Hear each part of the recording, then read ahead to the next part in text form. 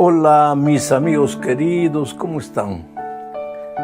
Solo podemos alabar a Dios por su infinita misericordia, por su amor extraordinario. Cada día, en los pequeños detalles de la vida, ahí está la mano poderosa de Dios. Sin embargo, pues como siempre digo, mientras peregrinemos en este mundo, el dolor no va a faltar, una mala noticia, que alguien que amamos está muy enfermo, o que algún ser querido falleció. En fin, estamos peregrinando en este mundo de dolor.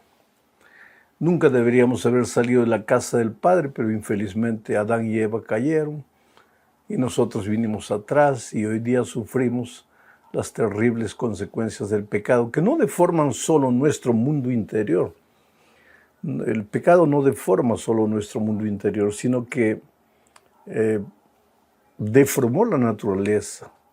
El clima ya no es el clima perfecto que salió de las manos de Dios, la ley del equilibrio, en fin. El resultado es que vivimos en un mundo de dolor, de sufrimiento. Por eso es que debemos orar a Dios pidiendo que este peregrinaje llegue al fin, y va a llegar al fin.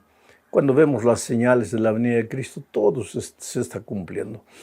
Y ahora vamos al estudio de la lección número 12 para el 17 de junio del año 2023. La lección de hoy es una prolongación, es la segunda parte de la lección que comenzamos la semana pasada. El título es El sello de Dios y la marca de la bestia, segunda parte. Y el propósito de la lección es mostrar que el arma principal del enemigo para destruir la vida de las personas es el engaño, la seducción y la mentira. Y cuando estas armas no le dan resultado, entonces se echa mano de la violencia, la persecución. El asunto es que él quiere llegar a su objetivo final, quitarle la adoración a Dios y transferirla para él. Ya estudiamos a lo largo del trimestre que en realidad el asunto en discusión es el tema de la adoración. Ahora, cuando hablo de adoración, no estoy hablando de arrodillarse delante de un Dios extraordinario como es nuestro Dios, o arrodillarse delante del enemigo de Dios. No estoy hablando necesariamente de adorar en ese sentido, sino de reconocerlo como el centro de nuestra vida. O reconocemos a Dios como aquel que dirige nuestra vida, nuestros sentimientos, nuestros pensamientos, nuestras acciones, o entonces si no elegimos a Dios, pues de manera natural ya estamos en las manos del enemigo para hacer su voluntad. El enemigo va a hacer de todo lo que pueda para llevar tu adoración, tu servicio, tu vida a sus caminos, para que dejes de andar con Dios, dejes de amar a Dios, te olvides por completo de Dios. ¿Y cuál es el resultado? En nuestros días vemos el mundo de cabeza para abajo. La inmoralidad, la deshonestidad, la injusticia, la promiscuidad, la violencia. Es un cuadro terrible el que estamos viviendo en nuestros días. Entonces Dios levanta mensajeros simbolizados por los tres ángeles de Apocalipsis 14, para llamar al pueblo, para advertir al pueblo, para decirle que ha llegado la hora de su juicio y que es necesario volverse a Dios de todo corazón, alma y cuerpo. El primer subtítulo para el estudio de esta semana es La herida mortal. Vimos hasta aquí pues ya que el tema en discusión es la adoración, pero ahora vamos a leer un texto. Aliás, vamos a leer tres textos. El primero es Apocalipsis 12:6, porque vamos a hablar de una profecía que está presentada en la Biblia de tres maneras diferentes.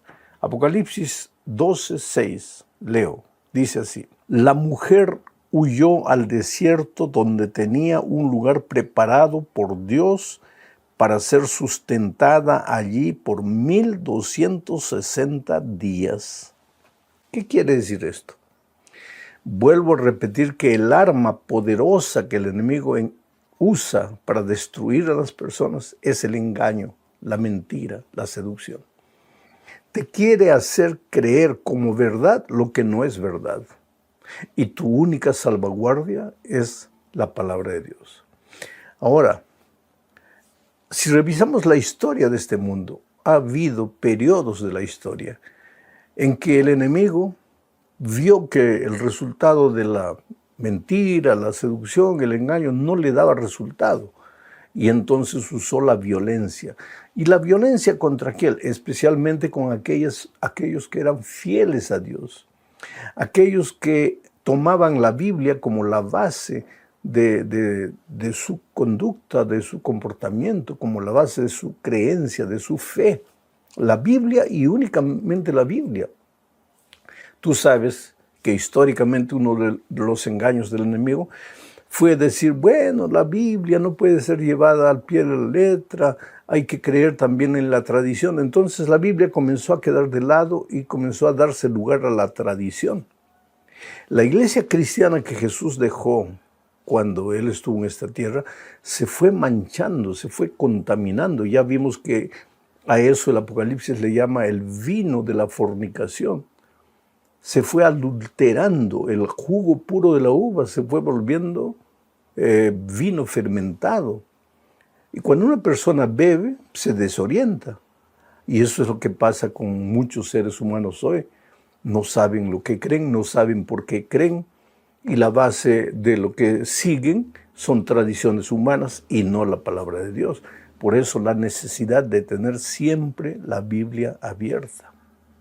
Entonces aquí se habla de la mujer que fue perseguida. La mujer, tú sabes, es símbolo de la iglesia de Dios.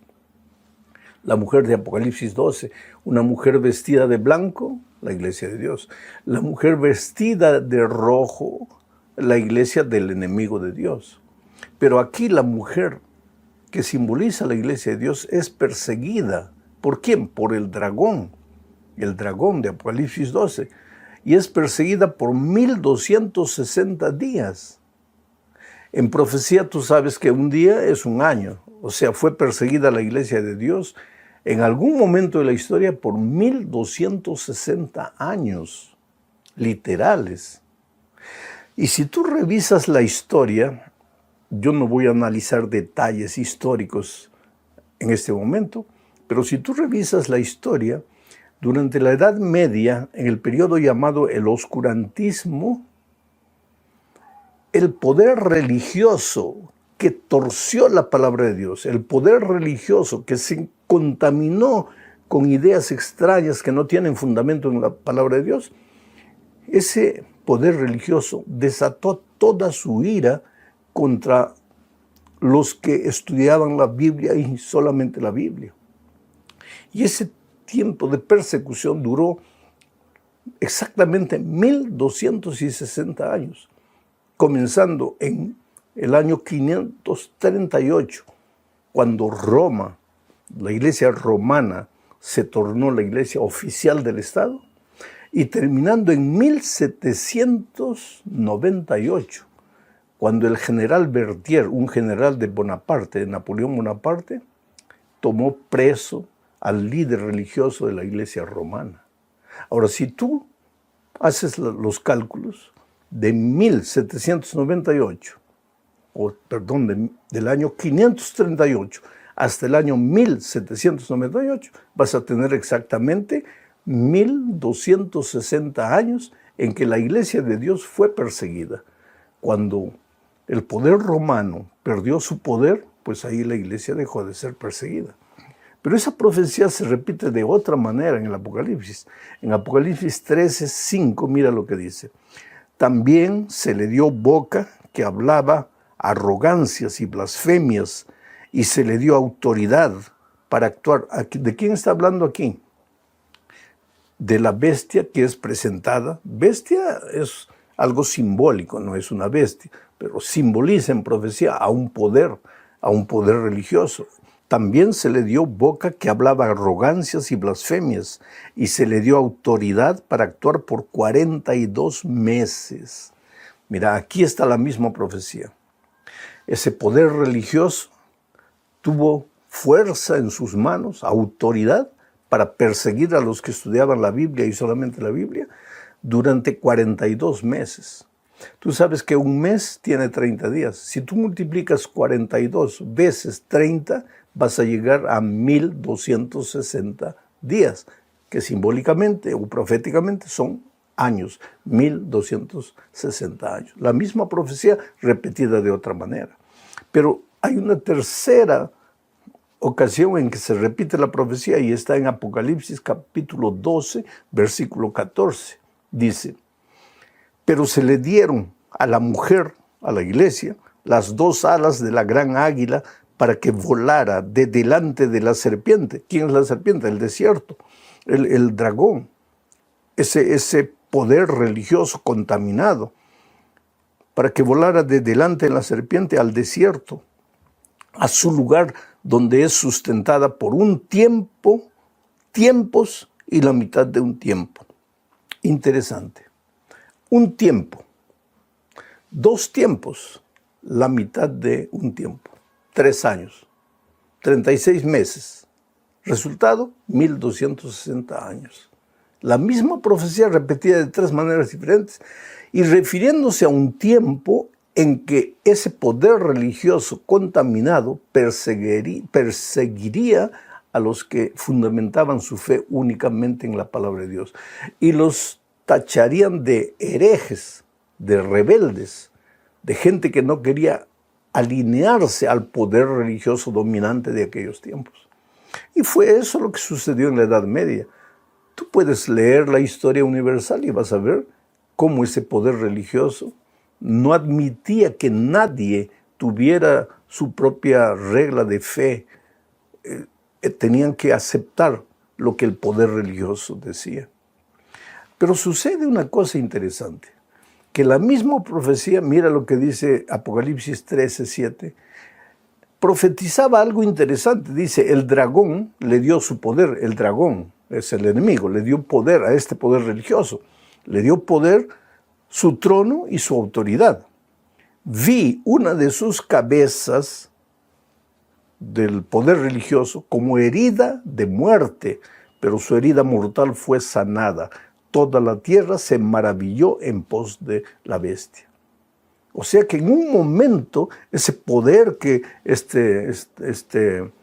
institución religiosa tenía para perseguir, para violar las conciencias, en un momento perdió su poder. Y eso sucedió justamente durante la Revolución Francesa, cuando el general Berthier, ya lo dije, general de Napoleón, fue preso. Y ahí se acabó el poder de él. Sin embargo, la profecía decía que esa herida mortal sería sanada.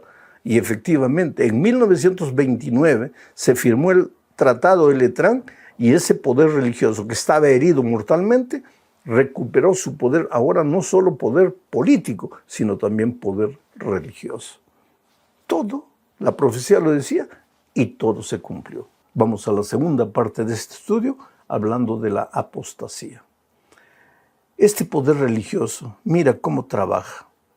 Lo dice Pablo en 2 a los Tesalonicenses, capítulo 2, versículos 3 y 4. Dice, hablando a los cristianos, Pablo dice, nadie os engañe de ninguna manera. Percibe la palabra engañar, porque ese es el arma favorita del enemigo. Nadie os engañe de ninguna manera, pues no vendrá, y está hablando aquí de la venida de Cristo, no vendrá sin que antes venga la apostasía y se manifieste el hombre de pecado, el hijo de perdición. El cual, ¿quién es ese hombre de pecado, ese hijo de perdición? Ahí Pablo da las características, el cual se opone y se levanta contra todo lo que se llama Dios o es objeto de culto, tanto que se sienta en el templo de Dios como Dios, haciéndose pasar por Dios. Interesantísimo esto, porque el líder de ese poder religioso que durante 1200 años persiguió a la iglesia de Dios y que fue herida en la cabeza, pero que después se recuperó de la herida mortal, ese líder religioso en algún momento se va a hacer pasar por Dios, se va a sentar en el trono, como simbólicamente en el trono de Dios. Quiere decir, la gente, las multitudes van a creer que es Dios o que es un representante de Dios, un vicario de Dios. Querido, mucho cuidado, porque la Biblia dice que todos los seres humanos somos pecadores. Dice que no hay justo ni siquiera uno, no hay quien haga el bien. Entonces, ningún líder religioso de ninguna iglesia puede tomarse la atribución de decir que es infalible o que no puede pecar, porque todos los seres humanos hemos pecado, estamos destituidos de la gloria de Dios y todos necesitamos de la gracia perdonadora y transformadora de Jesucristo. Bueno, la tercera parte habla de la estrategia final de Satanás. Quiere decir, el poder religioso, especialmente en estos días, en estos tiempos de libertad, donde cada uno defiende el hacer lo que le venga en gana, el poder religioso podría no tener mucha influencia, pero la estrategia de este poder es hacerse también un poder político. Mira lo que dice Apocalipsis 13, 14 y 15. Engaña a los habitantes de la tierra con las señales que se le ha permitido hacer en presencia de la bestia, diciendo a los habitantes de la tierra que hagan una imagen a la bestia que fue herida de espada y revivió. Se le permitió infundir aliento a la imagen de la bestia para que la imagen hablara e hiciera matar a todo el que no la adorara. Esto es terrible.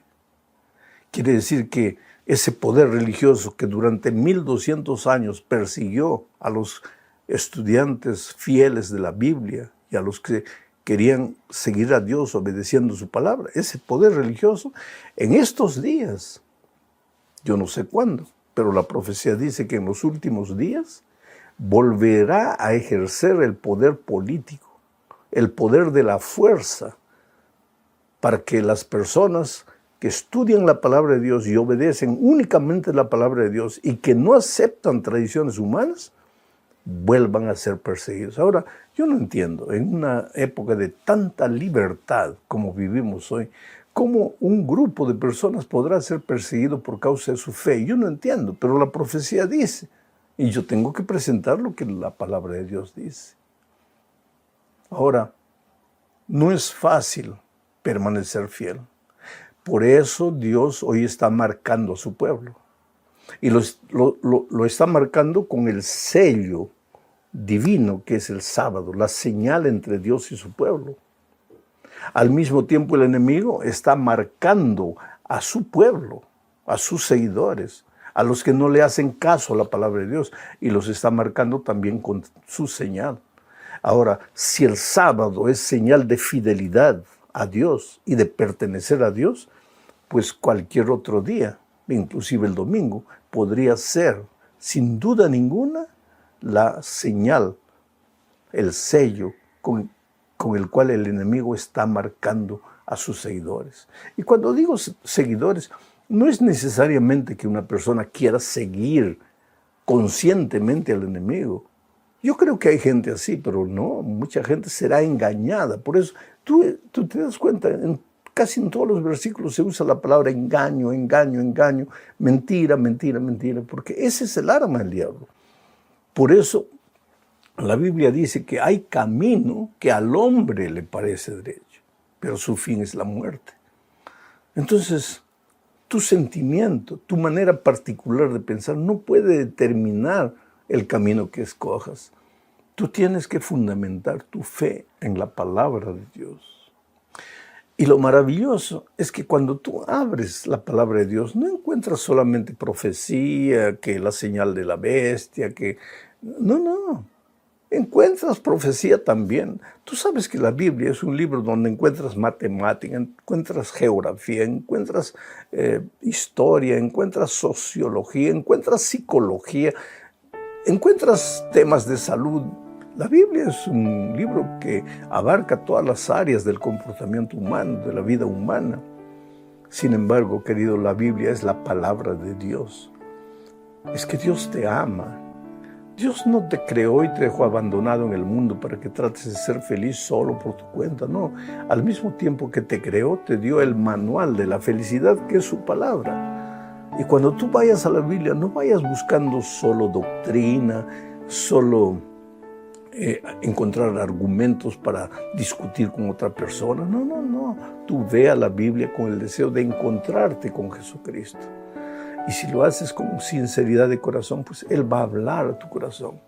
Y cuando no sepas cómo decidir, Él te va a ayudar a decidir.